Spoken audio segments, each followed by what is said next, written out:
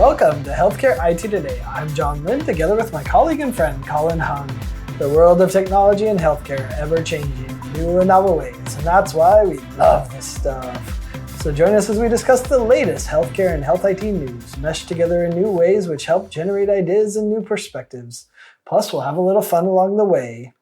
Today, we're going to be discussing a ripped from the headlines topic and asking the question, is healthcare more risky because of consolidation?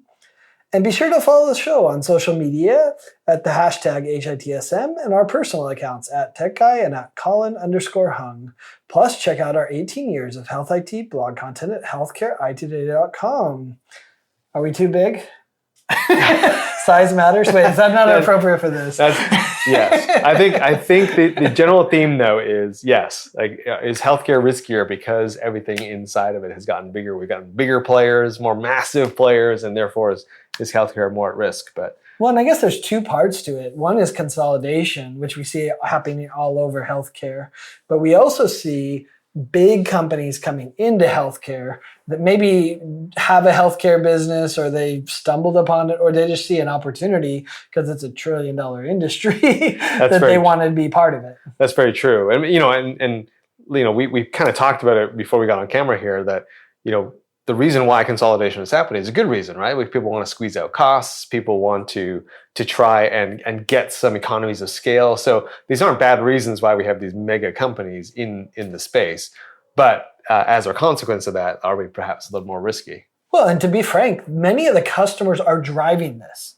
I saw it in the security space where they're like, we don't want to have 25 different security vendors. We want one platform that's unified that can do everything that we need to from a security perspective. So, I don't know any organization that isn't doing some sort of app rationalization and saying, how can we shrink the number of vendors that we have and save on costs, and also simplify the management of your external third-party vendors. So, the customers are forcing this consolidation and this, kind of, I want all my eggs in one basket for a lot of it. So do you think consolidation has put us more at risk from a cybersecurity perspective, John? For sure. And, we saw this recently when Change Healthcare, had the breach. As we're recording this, there's still murky details. I've seen headlines of nation state stuff, who knows, right? All I know is that when you go to the page right now, they don't know when they're coming back. That's what it says to me. Right. When I get the updates that they're putting out, it's like, this is big and we have no clue when we're going to be back. And so that's a scary thing, especially when you think about how many transactions Change Healthcare does when it comes to billing. They actually have on their status page all the services that are up or down. And like 90% of them are down. But what's more interesting, sure, it's good to know what service is up or down. But when you look at the breadth of services that they've consolidated under Change Healthcare, which is actually owned by Optum, when you look at how many services they provide to healthcare, to pharmacies, to EHR vendors, etc., you can see this one breach, whatever happens, we'll see what the details are, is having massive consequences across a wide variety of places. Yeah, no, and you're no doubt about it. I think, obviously we're seeing the consequence live out now in front of our very own eyes.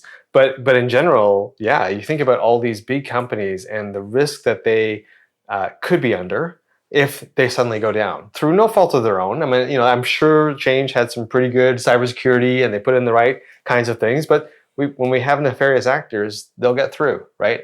And when you have an organization that controls that much of one aspect of healthcare, we're seeing now all the consequences. Now, hopefully they're up and running by the time people watch this, but you replace the name Change with some other company and you're in a very similar situation. What happens if e-prescribing goes down or LabCorp, right? These are all companies that have consolidated so much of those features and functions into one place. I think definitely I agree with you. We're at more of a cybersecurity risk now than ever before. And we saw that. Kronos went down, right? Yes. Change Healthcare is not the first. Sure. And Kronos wasn't either. But, we saw, interestingly, Kronos going down meant that people weren't getting paid. which is one thing. It's damaging, right? Don't mess with my paycheck, right? Like Sure. that's damaging, but you can do workarounds and different things to be able to deal with it and handle that, at least especially in a temporary situation. But Change Healthcare is dealing with their billing. Well, now what happens now when they don't get the cash in? Of course, let's expand it. Let's say your EHR vendor goes down. Well, good thing about EHRs is that they aren't, most of them, especially the large hospital health system ones, they're not on one consolidated cloud service Sure. that everyone uses. Even if they're in the cloud, it's probably in Google Cloud or AWS or Azure or whatever, right? And so even then it's spread out, right? Although, if everyone goes to those cloud services, then we're kind of in the same boat again. But until then, like, it's going to go down. But now, the health systems are consolidating as well. I mean, we saw that with massive ones like, Atrium and Advocate came together, right? I mean, think about that. Now, if that EHR, which I don't think they are on one EHR yet, but one day, once they're on one EHR, now all of those hospitals, health systems, practices are all going down. Same thing that happens. It's like one breach has this massive impact, which is a side effect of consolidation. I definitely think that because of what's happening now, there'll be much more of awareness and much more planning that's going to come via pressure from the healthcare organizations, the customers, to say, okay, let's talk about, should you go down, what's the backup plan? Mm-hmm. Should something nefarious happen, what's the backup plan? And I think those questions clearly weren't asked to the depth that they needed to be, because the thought of like the whole thing going down was pretty remote. And it is a pretty remote chance that this happens. But now that it's happened, how are we going to deal with it? And and it reminds us that the risk to your organization is often the third party. And we see a lot of vendors getting into that, and they're touting that, right? And now we're seeing it firsthand. You may have the best security in the planet, in your organization, but if your third-party vendor or the third-party vendors that they're using aren't secure, well, then you're not secure either. Let's talk about another form of risk, John. So we've seen now some large companies come into healthcare. And in some cases, these organizations were sort of healthcare adjacent, not even in healthcare before. And they're more looking at healthcare as a financial return. And so maybe they've set up clinics, maybe they've set up certain telehealth options. Or acquired, like Amazon acquired Iora. Exactly. Like so you see those medical, sorry. Right, One Medical, right. So you see these things happen, and all of a sudden one day they might wake up and go, you know what, we're not making any money, let's shut it down. Or let's scale it back only to the more profitable areas. But that, of course, leaves a whole bunch of patients now who are without that service. Are we more at risk of that? Or do you think that these large companies actually are factoring that into their thinking? Yeah, I mean, one could argue that they have the cash to be able to roll out and to sustain hard times, right? Like, which is true. They could, if that's what they choose to do. The trouble, and this is why it's ripped from the headlines, is that we just saw that Walgreens shut down all the Village MDs in Florida. And I don't know all the details. I haven't dug in to see why did they make that decision. But we have to remember that for many of these publicly traded companies, the healthcare piece that they acquired, like Village MD for Walgreens, is this little afterthought. It probably doesn't even make a line item in the financial report, or it's small. So, if they're not having success there, it's easy for a CEO to be like, let's just cut costs, right? We're losing money here. It's not as profitable. We see that in other companies as well, where the healthcare piece, it might even be turning a profit, but it's a 10% margin, right? But then if, you look at the rest of their SaaS services, they're at 60% margin. And they look at it and they're like, wait, you're making us look bad to the stock market because you're dragging down our profit margin in a way that they're not used to, and they get paid based on those quarterly reports. And so then they say, shut down healthcare. And that's, I think, the big scary part of this is that when you deal in a for-profit, then they make a decision based on the profit. They don't think about, oh crap, I'm going to shut down the only clinic in that community, in that rural community. That's a problem, right? And I think we've all become aware of these rural communities after watching, the various Netflix and TV shows where the doctor goes to the rural one, Heart of Dixie is one, Virgin River is another. So we were more aware, it does matter, But I think that's what happens. They aren't thinking about that. They're just looking at the numbers. Well, and it's clear. I mean, we see that right now playing out in the grocery side of things, the pharmacy side of things, where they just make a decision, not a wrong decision from one perspective financially. Yeah, if this site is not performing, why lose money, right? And so they shut it down, but they don't look at it and go, wait a minute, the next closest pharmacy is 30 miles or 50 miles and inaccessible by any public transit. Now, all of a sudden, the people who were in that one space now can't get to a pharmacy very easily. I'm sure that is not factoring into the financial decision. Same thing with grocery stores. So it's not inconceivable to think that could happen for a clinic or for an online service that they're providing. So I think definitely we're more at risk from these players who are really looking more at it from a bottom line.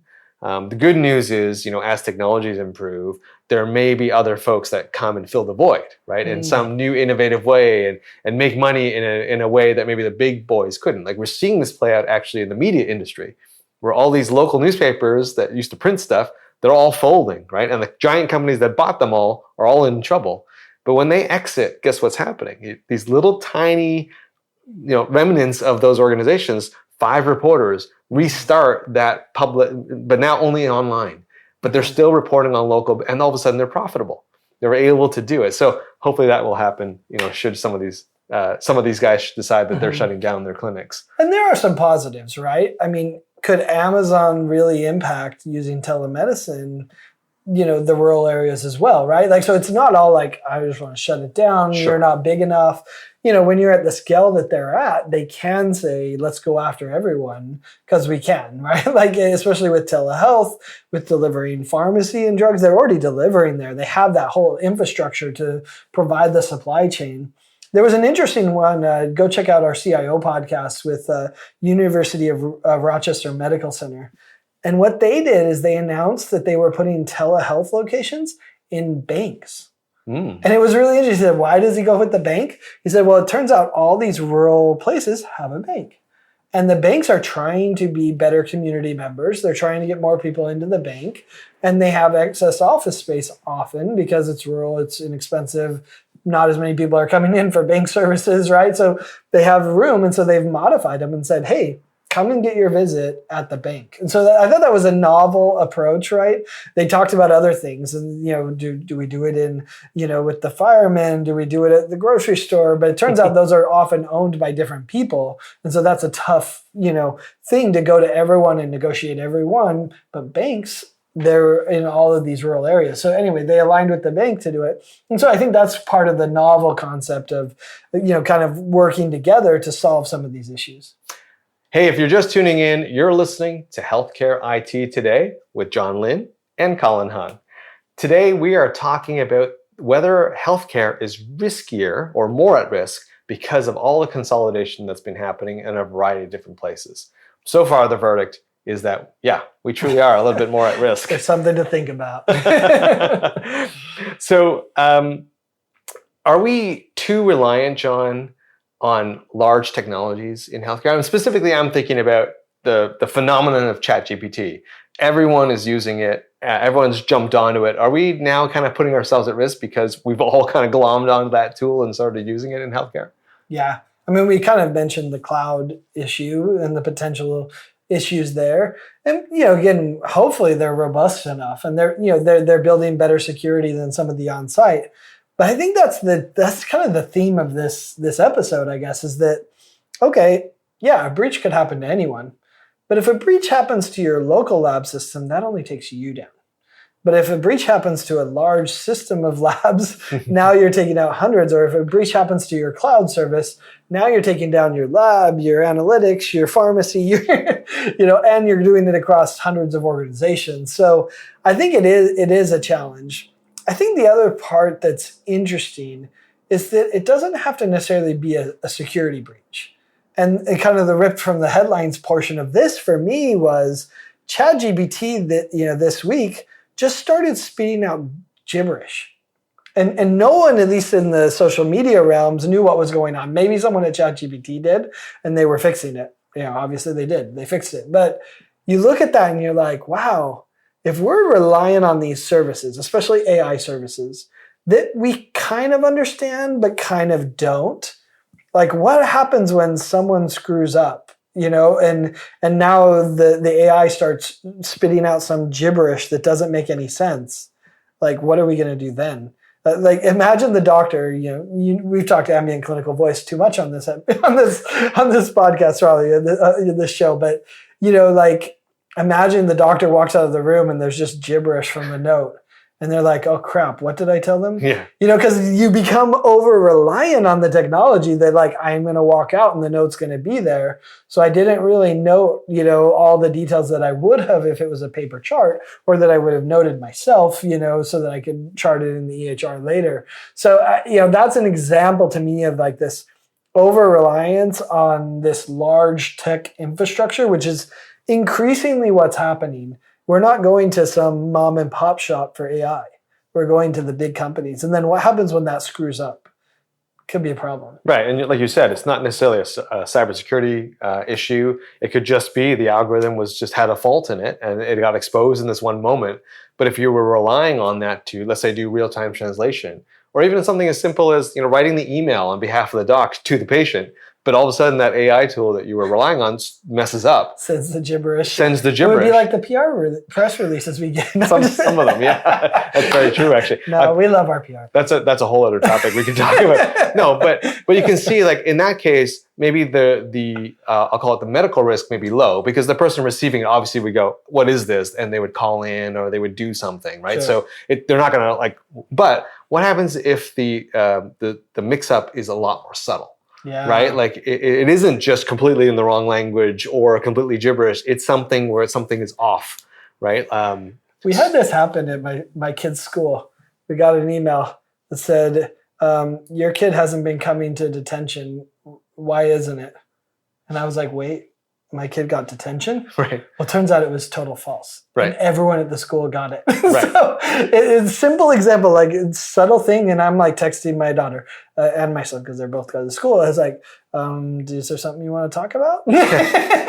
But you can totally see, I could see today, it's a little bit off topic, but to mitigate this risk, especially with a tool like ChatGPT or any AI, I don't want to pick on ChatGPT, but any AI generated content, you could almost see this line being needed at the bottom. Hey, this content was reviewed by, and then like you put the label on it of like the doc or the nurse or somebody, kind of like almost like our clothing, like this piece of clothing was inspected by so-and-so, right? That's fascinating. You would almost want that to go, hey, this part was AI generated. We admit that. And we hope you enjoy it because it's well written. But hey, it was checked by a person. And then you see that and you go, okay, now I can believe what's in it. As opposed to right now, it's just coming straight out. So, or vice versa. This wasn't checked by a human. If something looks off, please call us. Right. I don't know. You could, but it gets interesting. But to your point, I think we are reliant on a lot of very interesting technology, which is still in the infancy. So I think we should approach that with a little bit of preparation, a little bit of forethought, and not just all rush into it. But we do the same thing with some older technologies, right? We all rely on cloud storage. Right, and what happens when that thing goes down, and or somehow it's offline, and it has nothing to do with a breach or anything, but the images just got stored in a different spot, and we can't find them again. All these things put ourselves at risk. Now, thankfully, most IT departments have workarounds and things to deal with that. But I think that's the evolution that's challenging. Is that and it will be interesting to see how this evolves. How reliant do we become? Right now, it's Copilot. Right. So, the doctor's going to see the gibberish and say, that's gibberish. That's gibberish. We'll fix that. Yeah. They'll know how to do it. Right. But as we automate different things, especially, chronic care management at scale, if we automate all of that and they're getting random messages, I've actually implemented an interesting robot solution with my father-in-law. And, he's 80 years old and he doesn't know technology. And it's been interesting to see his adoption curve and how, because it's a voice assistant, how he can interact with it and how he doesn't understand how it's really working. It's kind of magic for him, really, when you look at it. And so it's like not all of us will understand these random, if you will, like things that don't seem right, like you said, that are subtly different that could cause problems. Right. So yeah. Anyway, it'll be. So I think it's interesting because it's going to allow us to improve 95, 99% of what we do. But even that 1% is a little scary. It is a bit scary. But so on a related note, John, we are reliant on certain tools. We are reliant on certain vendors. Mm-hmm. And those vendors can make changes, well-intended changes for the most part, but they could have actually unexpected consequences for everyone. From a marketer's standpoint, I think of all the time about the changes to the algorithm for Google's SEO, right? Whenever they change the algorithm, all of a sudden entire parts of the industry have to change what they're doing. All the plans we had made get thrown out. But some people benefit. Some people benefit. That's true. That's a good thing with SEO. But that's an example of one vendor making a small change, perhaps for something good, but then having this huge ramification for swaths of the industry. We haven't yet seen that maybe to that degree in healthcare, but I think the day is coming. Yeah. What do you think? Well, and we saw this actually in some recent news. When Google's Gemini was released, they have an image generation tool. And what they did makes sense. Like they were like, hey, we want to make sure that this image generation is including diversity as part of it. And so what they did is they said, if you say, put a person riding a bike or put a doctor, right? Show a doctor, with a patient, they said, make sure you incorporate person of color, different ethnicities, et cetera, right? And so they did that. And, whoever was testing it probably looked at it and said, wow, this is great. It shows it shows a diversity of population. That's a good thing. And I think most of us agree that's great. We like that. Well, of course, humans, as they may be, they discovered that they said, hey, show us, some Nazis. And then they had people of color that were Nazis, or other ethnicities that were Nazis. And it was like, oh, no, that's bad, right? Or, they had other examples, right? Where it should have been a white person because it was a white person and it wasn't because of that. And, again, we could talk about DEI and some of the challenges there. That's a kind of a topic for another day. But the illustrated point here is people had some very good intentions. Hey, we want this to be diverse and inclusive and be part of that. But the way they implemented it had all these unintended consequences that they didn't expect, right? And so I think we're going to see a lot of that as we deal with the AI, is we're going to have some really good intentions.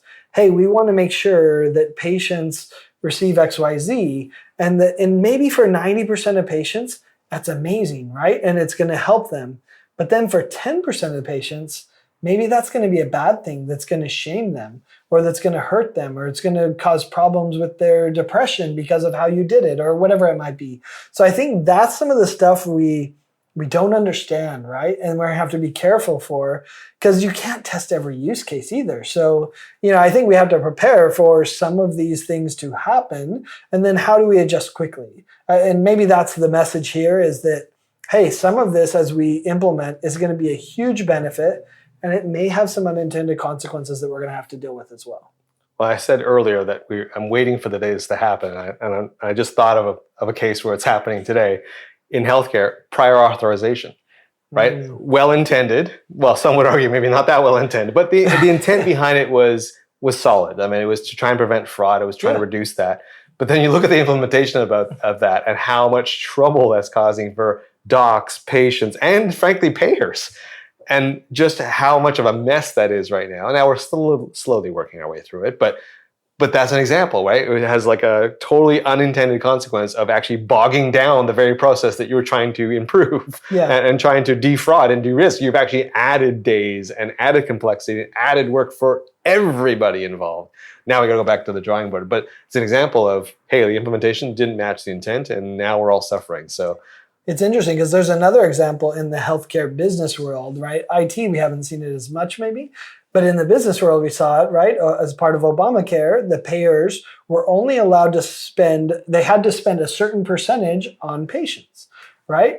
Seems like a great idea. Your premium should actually go for care, not the profits of the payer. Right. Well, we've talked about this before. I think the unintended consequence is, if I'm a payer, the only way for me to make more money is to provide more care, because you limited how much money I can make to that. And so now I want to give as much care as possible because it's the only way for me to be unprofitable. Again, the right intention, your premium should be used on care, but the wrong, unintended consequence is, now I want to provide as much care as possible. Well, John, we're at the end of another episode here at Healthcare IT Today. Thank you to all of you who tuned in. And hey, if you want to find out more about our show, check out the programs page at healthcarenowradio.com. Also, bring your voice and give us your comments at healthcareittoday.com and on social media using the hashtag HITSM. I'm Colin Hung, along with my Health IT collaborator, John Lynn.